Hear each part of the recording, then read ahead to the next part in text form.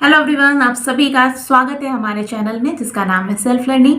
आप सभी को मेरा नमस्कार। और आज का वीडियो बहुत इंपॉर्टेंट है उन सभी स्टूडेंट्स के लिए जो अभी अभी रिसेंटली पीजी करके आए हैं, यानी कि पोस्ट ग्रेजुएशन करके आए हैं। तो उनके सामने एक बहुत बड़ा कंफ्यूजन वाला स्टेट ये होता है कि आगे क्या किया जाए।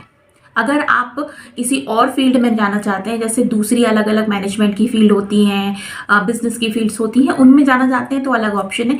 लेकिन अगर आप सोच रहे हैं कि आप टीचिंग फील्ड में अपना करियर बनाएं, तो आपके पास क्या ऑप्शन है, क्या ऑप्शन अवेलेबल है, आज हम इसी के बारे में डिस्कशन करेंगे। तो वीडियो को लास्ट तक जरूर देखिएगा। आपके बहुत सारे क्वेश्चंस के आंसर मैं इसमें देने की कोशिश करूंगी। So this is doctor Monisha, welcome back to my channel self learning. देखिए, अगर आपने अभी अभी पीजी किया है, मतलब पोस्ट ग्रेजुएशन किया है, तो दो ऑप्शन ये होते हैं। एक तो होता है स्कूल एजुकेशन, आप स्कूल एजुकेशन में जा सकते हैं, मतलब स्कूल टीचर आप बन सकते हैं, ठीक है। और दूसरा ऑप्शन होता है, अगर आप टीचिंग लाइन में ही जाना चाहते हैं, दूसरा ऑप्शन होता है कि आप हायर एजुकेशन में जाएं। मतलब higher education in the sense college में, यूनिवर्सिटी में आप असिस्टेंट प्रोफेसर या लेक्चर की पोस्ट पर जाएं। उसके बाद में अगर आप रिसर्च की फील्ड में जाना चाहते हैं, रिसर्च एसोसिएट्स बनना चाहते हैं या फिर पीएचडी करना चाहते हैं, तो ये एक अलग एरिया हो जाता है जिसको हम हायर एजुकेशन की कैटेगरी में कहते हैं। पहली बात, अगर आप स्कूल एजुकेशन में जाना चाहते हैं तो पीजी के बाद में आपका बहुत इंपॉर्टेंट रोल हो जाता है आप बीएड करें, ठीक है। अगर आप प्राइमरी सेक्शन में टीचर बनना चाहते हैं तो आपको बीटीसी या डीएलएड करना होगा। और उसके बाद अगर आप मिडिल सेक्शन में, जिसमें कि 6 से लेकर 8 तक, और उसके बाद हायर सेकेंडरी स्तर पे आप जाना चाहते हैं तो आपको बीएड करना होगा, ठीक है। और बीएड करने के बाद में जो भी टेट एग्जाम्स होते हैं, टीचिंग एलिजिबिलिटी टेस्ट, जैसे कि स्टेट वाइज अलग अलग कराए जाते हैं, सेंट्रल लेवल पे भी कराया जाता है, जैसे सीटेट कहा जाता है। इस तरीके के आपको एग्जाम्स क्वालिफाई करने होंगे। उसके बाद आप प्राइवेट या फिर गवर्नमेंट किसी भी कॉलेज में, स्कूल में आप अपने आप को, अपना रिज्यूम पोस्ट करें, अप्लाई करें। अगर वैकेंसी होती है तो फिर आपका इंटरव्यू होता है और आप उस स्कूल में लग जाते हैं एज अ टीचर, ठीक है। गवर्नमेंट अगर पोस्ट निकल रही है तब तो बहुत अच्छी बात होती है, बहुत अच्छा एक कहना चाहिए अच्छी एक पोस्ट मानी जाती है। स्कूल एजुकेशन में कहा जाता है लड़कियों के लिए तो बेस्ट होता है, क्योंकि आपके पास में एक लिमिटेड टाइम होता है, उस टाइम में आपको स्कूल जाना होता है, एक सिक्योर जॉब मानी जाती है, ठीक है। अब बात कर लेते हैं कि अगर हम हायर एजुकेशन में जाना चाहते हैं, हायर एजुकेशन मतलब आप कॉलेज या यूनिवर्सिटी में जाना चाहते हैं, तो आपके पास क्या ऑप्शन है। अगर जो बिल्कुल बिगिनर है, अभी अभी पीजी करके आए हैं, तो मैं आपको बता दूं कि आपको एक एग्ज़ाम है जिसे क्वालिफाई करना होता है, जिसे कहा जाता है नेट का, ठीक है। यूजीसी नेट होता है, एक होता है CSIR net. UGC net 83 subjects में होता है, जो कि अलग अलग कैटेगरी के होते हैं, जैसे कि लैंग्वेज का हो गया, ह्यूमैनिटीज़ का हो गया, इस तरीके के सब्जेक्ट्स होते हैं। अगर आप साइंस सब्जेक्ट से, जैसे जूलॉजी, बॉटनी, फिजिक्स, केमिस्ट्री, इससे हैं, तो आपको देना होता है CSIR नेट, ठीक है।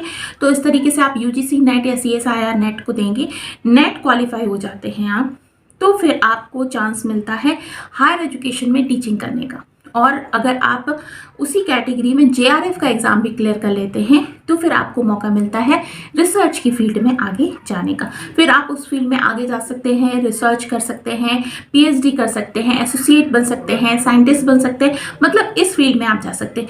तो पीजी करने के बाद हमारे पास जो दो ऑप्शन है, एक स्कूल एजुकेशन का, एक हायर एजुकेशन का, दोनों ही ऑप्शन मैंने आपको बता दिए। अब मैं बात करती हूँ कि जो भी स्टूडेंट्स ये चुनते हैं कि वो नेट करना चाहते हैं, तो नेट करने के लिए उन्हें क्या करना चाहिए, किस तरीके से फॉर्म निकलता है। तो देखिए, ये एक वीडियो है जो कि मैंने अभी कल ही पोस्ट किया है, इसको आप जरूर देखिएगा, मैंने इसमें कंप्लीट बताया है। बाकी मैं आपको अभी बता देती हूँ, नेट का एग्जाम 2 बार कंडक्ट कराया जाता है साल भर में।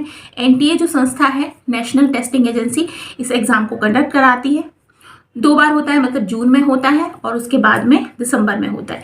क्या सिलेबस होता है, किस तरीके से इसकी एलिजिबिलिटी क्राइटेरिया है, और क्या आप इस फॉर्म को फिल कर सकते हैं, नहीं कर सकते, तो इसके लिए सिर्फ यही है आपको जो मेन बात जानने की है। बाकी बहुत डिटेल में तो मैंने इस वीडियो में बताया है, जो मैंने अभी आपको बताया आई बटन में है, उसे चेक कर लीजिएगा। बाकी मोटा मोटा ये है कि अगर आप जनरल कैटेगरी के हैं, आपका पीजी में 55% है, तो आप इस फॉर्म को फिल कर सकते हैं।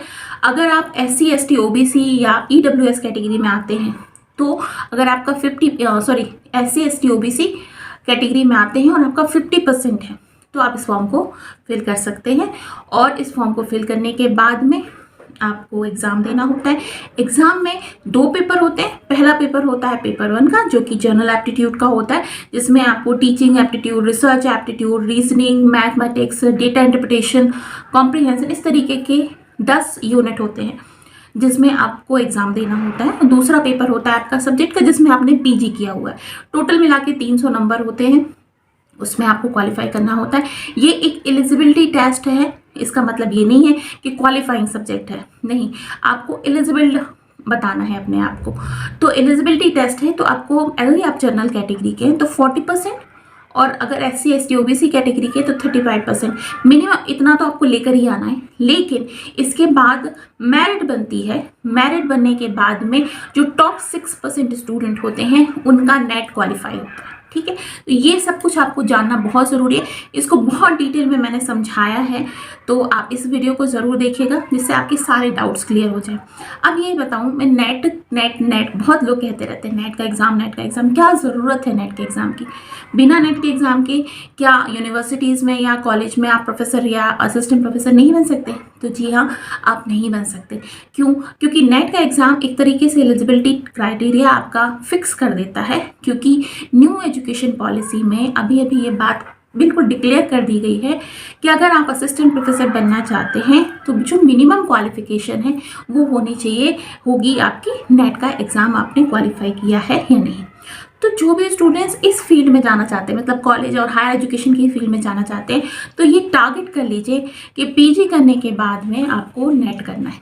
अब आप कहेंगे कि नेट नहीं, मैं तो पीएचडी कर लूँगा। तो देखिए, पीएचडी आपने कर लिया है, ठीक है, लेकिन फिर भी अगर गवर्नमेंट कॉलेज में पोस्ट निकलती है तो एक बात आती है, API स्कोर होता है ना, उसमें पीएचडी आपका है, नेट नहीं है, तो पीछे हो जाएंगे। नेट ज़रूरी हो गया है, बहुत ही ज़्यादा आवश्यक हो गया है। इसलिए कॉलेज हो, यूनिवर्सिटी हो, प्राइवेट कॉलेज हो, डीम्ड यूनिवर्सिटी हो, या फिर किसी भी तरीके की एफिलेटेड जो प्राइवेट यूनिवर्सिटीज़ है उसमें भी हो, हर कोई यही चाहता है कि उसको जॉब मिले और एक अच्छी जॉब मिले। और आज के इस पूरे एनवायरनमेंट में या पूरे संसार में सबसे ज़्यादा अच्छी जॉब उसे माना जाता है जिसमें सैलरी अच्छी होती है।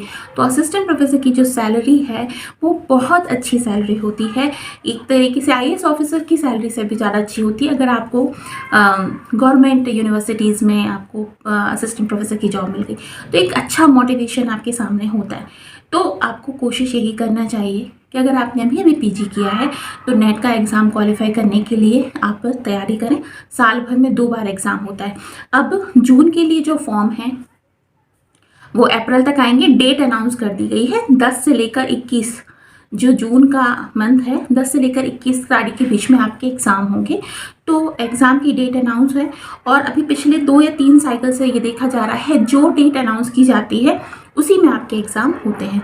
इसलिए ये टारगेट करके चलिए कि अगर आपको जून का एग्ज़ाम क्वालिफाई करना है, जो कि बहुत ज़रूरी है। तो आप ये कई सारे स्टूडेंट्स हैं जो इस तरीके से बात करते हैं कि मेरी इस बार तैयारी नहीं हो पाएगी, अब तो बहुत ही कम समय बचा है, मैं दिसंबर के लिए प्रिपरेशन करूँगा या करूँगी। तो ये मैं बात मान के चलिए, आप कभी भी ऐसी सिचुएशन में नहीं रहेंगे जब आप ये कहेंगे कि मैं इस बार तो कंप्लीट तैयारी कर लूँगा, है ना। हमेशा हमारे दिमाग में ये डिलेमा होता है कि इस बार नहीं कर सकते, अगली बार का देखेंगे, ऐसे तो ज़िंदगी निकल जाती है। इसलिए आप बिल्कुल मत सोचें, जून के लिए प्रिपरेशन करें। और करना कैसे है इसकी पूरी प्रोसेस मैं आपको अपने चैनल में लगातार बताती रहती हूँ। आप हमारे साथ जुड़ जाएं, हमारे चैनल को सब्सक्राइब करें। UGC नेट से संबंधित सारी इन्फॉर्मेशन आपको हमारे चैनल पे मिलेगी। अगर आप प्रिपरेशन करना चाहते हैं तो वो भी मैं कराती हूँ कम्प्लीटली फ्री, कोई शुल्क आपको उसके लिए नहीं देना। आपको रोज़ शाम को 7 बजे हमारे साथ में जुड़ना है पेपर 1 के लिए। तो जो भी स्टूडेंट्स पेपर 1 की प्रिपरेशन करना चाहते हैं 7 बजे हमारे साथ ऑनलाइन माध्यम से जुड़ें, यूट्यूब चैनल पे ही। तो स्ट्रक्चर वाइज कैसे स्टडी करनी है, कैसे क्वेश्चन सॉल्व करने हैं, इन सभी के बारे में मैं आपको बहुत ही विस्तार से उसमें बताती हूँ। इसके अलावा जो सेल्फ स्टडी करना चाहते हैं, सोचते हैं कि नहीं मुझे किसी भी तरह से कोई आवश्यकता नहीं है, तो आपको क्या चाहिए कि आप अच्छे नोट्स आप ले लें, अच्छी बुक ले लें। और बहुत इम्पॉर्टेंट एरिया होता है जिसमें आते हैं कि आपको पिछले सालों के पेपर सॉल्व करने। तो आप हमारा एप्लीकेशन डाउनलोड कर सकते हैं, वहाँ पर आपको बहुत अच्छे नोट्स मिलेंगे, पिछले सालों के पेपर्स मिलेंगे, हर यूनिट की टेस्ट सीरीज़ मिलेगी जिससे आप सेल्फ स्टडी के माध्यम से भी इस एग्ज़ाम को क्रैक कर सकते हैं। इसके अलावा जो नेट का कोई भी क्वेश्चन होता है, किसी भी तरीके की कोई क्वेरी होती है, तो आप मुझसे कमेंट सेक्शन में पूछ सकते हैं। मैं बहुत खुशी महसूस करूँगी आपके जवाब देने में। ठीक है, तो इस वीडियो को इतना यहीं पे फिनिश करते हैं। अगर आप लाइव हमारे साथ जुड़ना चाहते हैं तो शाम को 7 बजे हमारे साथ जुड़कर अपनी प्रिपरेशन को आगे बढ़ाएं। चैनल को सब्सक्राइब करना मत भूलें, जिससे आपको नोटिफिकेशन मिल जाए। बेल आइकन जरूर प्रेस करें ताकि जैसे भी हमारी क्लासेस लाइव होती हैं उसका नोटिफिकेशन आप तक आ जाए। तो that's all from my side in this video. कोई भी क्वेरी होती है तो इस दिए हुए नंबर पर मैसेज ज़रूर करें, और हमारा जो ग्रुप बना हुआ है उस ग्रुप में मैं आपको ऐड कर लूँगी ताकि हर चीज़ की इन्फॉर्मेशन मैं आप तक पहुँचा पाऊँ। तो इस नंबर पे मैसेज मुझे ज़रूर करें। सो मिलती हूँ बहुत जल्द नेक्स्ट वीडियो में। तब तक के लिए अपना बहुत ख्याल रखिए। This is doctor Manisha signing off. Bye bye.